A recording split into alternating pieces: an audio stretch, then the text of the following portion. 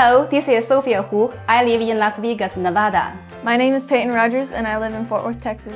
My name is Mathieu Cheminée. I live in Montreal, Canada. My name is Rosario Garcia and I live in Fort Lauderdale, Florida. Hello, my name is Zoltan David. Zoltan David Precious Metal Art is the name of our brand, and I live in Austin, Texas. My name is Hoi Lai and I live in Toronto, Canada. I'm Wolfgang Botz, live in Rio Rico, Southern Arizona. Mon nom est Caroline Rivière, mon entreprise s'appelle Caroline Rivière Joaillerie et je vis à Longueuil dans la banlieue de Montréal. Hi, my name is Caroline Sinishin and I live in Fort Worth, Texas. My name is Şunur Kadere. At Lord Jewelry, I live in Los Angeles. Hello, I'm Gabri Schumacher. I live in Schoonhoven in the Netherlands. My name is Taryn Ruger. I live in Lake George, Colorado, and my business is Ruger Jewelry. My name is Leonardo Maldonado, and I live in West Palm Beach. Hi, I'm Liz Sable. Liz Sable Jewelry Art, Pittsburgh, Pennsylvania. The first piece of jewelry I made was actually a stamp bracelet.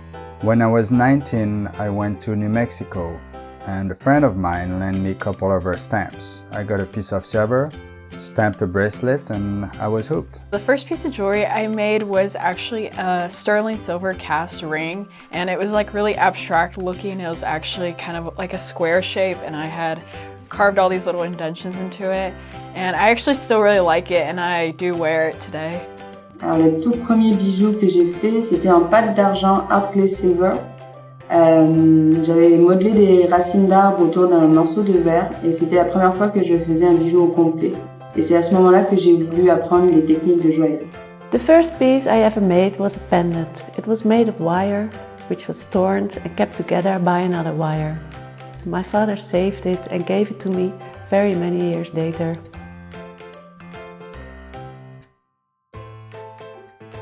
Expressive, abstract, and conceptual. Shiny, organic, and elegant. Luxury, timeless, and unique. A fantasia of color. Classic, detailed, and old-fashioned. Technical, tangible, and evolving. If you ask my wife, it would be more bing bing, bing bing, bing bing.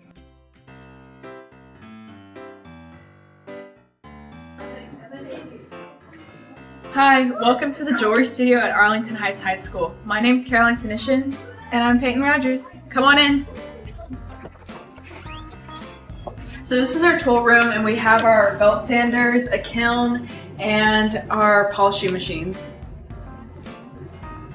Follow me this way to see our fire room. Okay, this is where we do our soldering and our casting. I love how big our workspace. It really allows us to be creative and not be on top of one another. We have like every machine I could possibly need, and I have my own workbench, and that's just like really wonderful to like come in 5th period and then have like totally my own space. Like it's the only place in school that I like have my space. This is my workbench over here. I've had this workbench, I think, before the airplane was invented. Here's my workspace. Has all the tools needed to create the winning piece, including my bench where the winning piece was made. Here's the soldering station, and the view is one of my favorite parts. The most I liked about my workspace is that it's so light.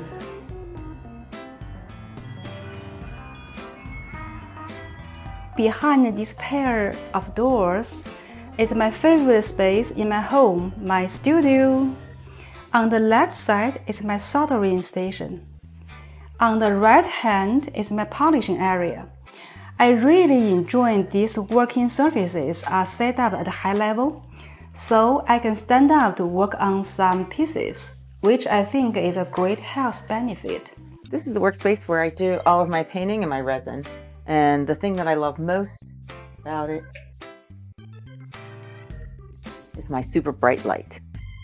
And my kitties come to visit me here while I'm painting, which isn't always a good idea. My favorite tool is this rolling mill. It's a very old rolling mill. It was given by my mother, and it's been like 24 years that I have this rolling mill. I love it. I do all my sheets in it. I prepare my wire. I use it to do texture. It's really old, and it's even kind of damaged because when I was moving my tool to this workshop, it broke a little bit, but it still functions, and I won't replace it for anything else. My favorite tool in my shop is my microscope. It allows me to do a lot of my detailed work, like engraving and stone setting, as well as some shaping and finishing. So one tool that is essential to my work, of course, will be a stamp. This is the stamp I use for the winning piece. But of course, it's a hard question because I think for me a bench pin is really where the magic happens. It's almost the home of the jeweler, I find. This is my favorite tool, so I can see all the details. This is the GRS engraving system, right there. By far my favorite tool, although sorry other tools, I love you too. Yes, they are bamboo chopsticks. Let me explain. This is my little cute pickle pot from Rio Grande, which I use every day. One time I just couldn't find any twinder in my studio, so I ran into my kitchen, which is just behind this wall, and I grabbed a pair of chopsticks. To my surprise, I'm very comfortable with them. I can easily grab tiny, big, or weird-shaped designs. Also, after some times of use, you might notice the top of these chopsticks, they are turning greenish. I think because the natural materials, so they can absorb some copper sediments in the solution. This may help to clean the solution and maybe keep their life a little longer. Now, after I share my secret tool with you, for those of you who still don't know how to use chopsticks yet, maybe now is the time to start eating more Chinese food and start to practice chopsticks.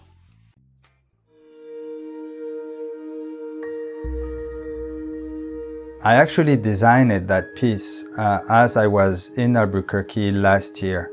After the ceremony at the Saul Bell Award, I had so much fun and I thought it was such a good experience. Then I thought I had to come back. What was challenging about that piece was the whole part of adding the setting into the bracelet, because the setting had to be soldered after the bracelet is formed, stamped and formed. And so cut out the opening for the stone and set it. And the stone was sandwiched between the silver part and the gold part, and then laser soldered all around. So it was a bit challenging to see if that will work. And I was pleased to see that it did. The ring I made is called Courage, and I was inspired by amulets of the past and how objects can relate and empower a person. So I decided to explore the idea of courage and the meaning behind what is courage. And with research and my own interpretation, I translated it into a wearable form of jewelry, hoping that it can empower the wearer and remind the wearer to have the endurance and persistence to be courageous. My winning piece, it actually was inspired by waterfalls and how they flow elegantly. And I just wanted to translate that into a piece that would form elegantly over the human body. The most challenging part of making it would probably be polishing it, because I was so afraid I'd get it caught on the buffer and rip it.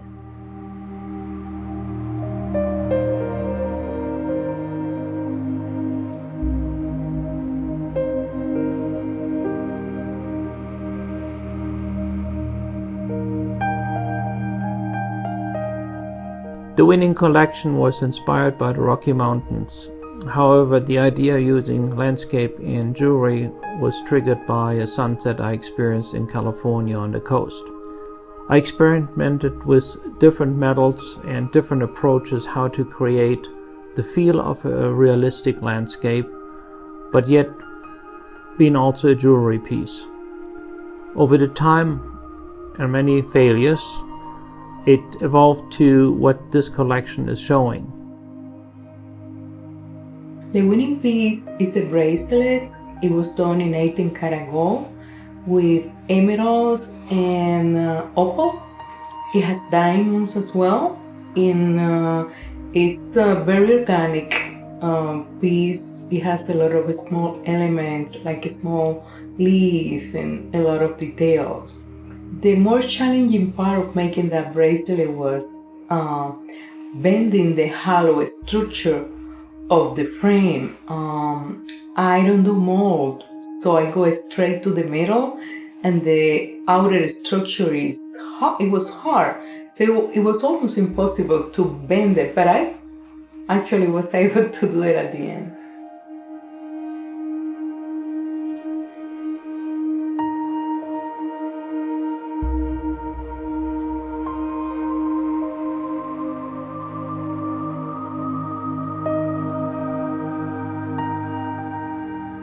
My winning piece is all hand fabricated out of sterling silver and 18 karat gold. I hand engraved it and inlaid it with 24 karat gold. It's all stone set by myself and 100% handmade in-house. I like to combine masculine and feminine forms, hence the soft lines with the harsh curves. I also like to use colored gemstones and white diamonds. I believe that they play nicely together and create a playful look. I am also inspired by ancient symbols or symbols from our past, and that's the motive for the back. I would say the most challenging part in making this piece was the layering process and soldering. I also think the 24 karat gold inlay was a challenge since it was my first time ever implementing it in a finished piece. Dragonflies are big inspiration because of their colorful nature, and they represent joy, peace, and good luck. Inspired by their beauty, and I handcrafted this one-of-a-kind piece in 18K yellow gold with diamonds, rubies, and of course enameling.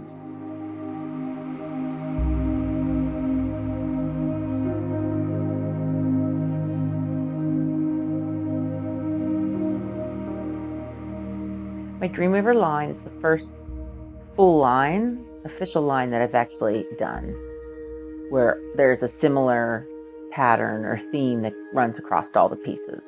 Before this, I had just created a sort of one-off, one of each design. One of my favorite things about the Dreamweaver pieces is I use the pattern to make the back plate for the stone. So when you look at the pieces from the back, it's sort of like a window into a secret place. One of the hardest things about making Dreamweaver line is I decided to learn some 3D software so that I could look at getting some casting done.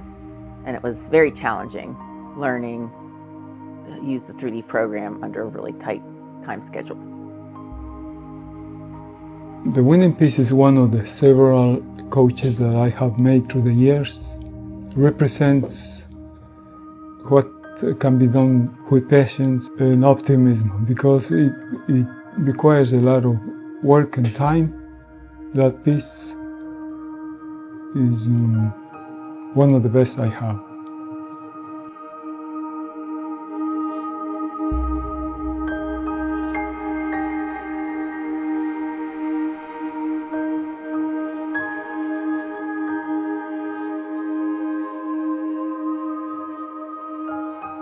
The winning piece is very special because it's about designing. I'm always thinking about any design project, and I'm always dreaming about any form or possibility. Having my head in the clouds gave me the idea of the form of this ring.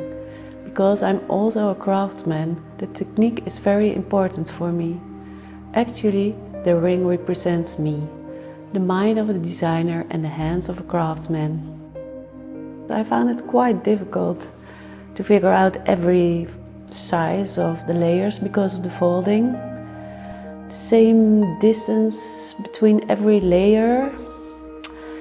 and I used several stone settings for keeping the titanium parts together by gold bars. And at last, but not at least, the diamonds are between two layers of titanium, and to secure those layers was quite a precise work. Alors le bracelet coral, il est inspiré des formes et des textures qu'on retrouve sur les récifs coralliens du Pacifique Sud. J'ai grandi en Nouvelle-Calédonie et donc la plupart de mes créations sont inspirées de la vie marine. Le fermoir, c'est assez difficile à réaliser parce qu'il faut bien ajuster tous les morceaux. The winning collection is called the Night Dreams collection. It consists of a proprietary process for creating high mirror-like black metal that is wear, scratch, and erosion resistant and non-reactive as well. And it is married to precious metals, platinums, golds, rose golds. One of the challenges of this is marrying ferrous and non-ferrous metals together, bonding them. It also contains flawless diamonds, D&E color, ideal cut.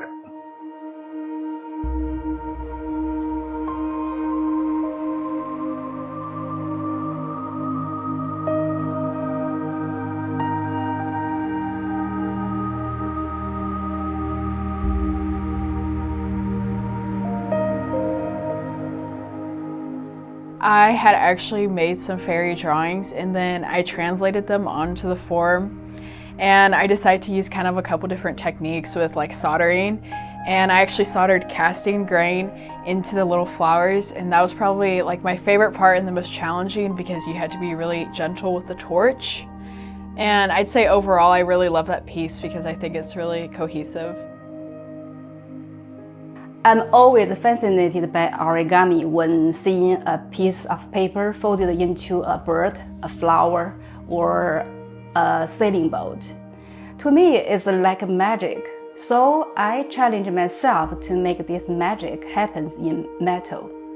I think my architecture design background helps me a lot to think three-dimensionally, and also with confidence to play with volumes and complicated geometry. These designs are folded from sterling silver sheets to create angles and volumes, which are not only geometrically beautiful but also structurally sound. Light, shadow, and reflections, they all play a very important role in this design, especially when they are moving along with human bodies. I also learned how to go deeper into a collection through finishing these designs. I truly believe the success of a collection is not only depends on the overall image this collection is trying to convey, but also on the success of each individual pieces. Since there are so many angles and geometries involved in this design, so accuracy is the key. Even a very slight discrepancies will result in a totally different design, and quite often it will be impossible to group them together. So I use AutoCAD in computer to carefully document each shape. I have some drawings here to show you what I kept in my record. These drawings, they are kind of like maps to help me to solve these puzzles.